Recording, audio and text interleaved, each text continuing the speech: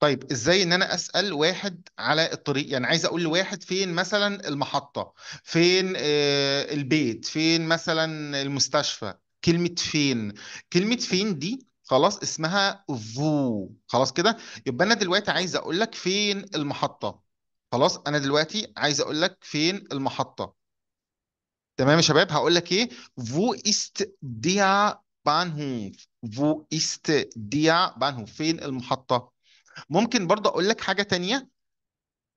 Wie komme ich zum Bahnhof؟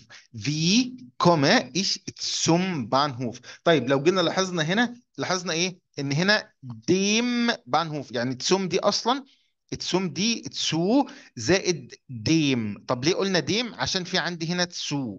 خلاص كده، عشان هنا في عندي تسو. خلاص كده. فايه اللي حصل؟ ديا بانهوف اتحولت لديم بانهوف. خلاص كده. طيب انا عايز اقول لك wo finde ich den Bahnhof؟ wo finde ich den Bahnhof؟ طب ايه اللي حصل هنا؟ der Bahnhof بقت ايه؟ den Bahnhof. ليه؟ ليه؟ عشان هنا حالة اكوزاتيف. خلاص كده، عندك هنا فاعل، عندك فعل، وعندك مفعول به. خلاص كده، وعندك مفعول به، فبقت ايه؟ دين بانهوف. ممكن اسالك برضو بطريقه تانية، اقول لك können Sie den Weg zum Bahnhof؟ können Sie den Weg zum Bahnhof؟ انت عارف الطريق اللي رايح للمحطه؟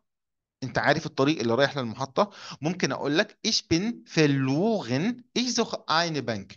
انا تايه، انا تايه وبدور على ايه؟ بدور على البنك. تمام كده، بدور عن بنك معين. يعني هنا عشان ايني، هنا عشان ايني، فانا بدور عن بنك وخلاص. يعني هنا ما حددتش حاجه معينه.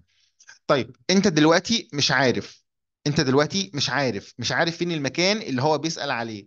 خلاص كده، فهتقول استوت ميا لايت.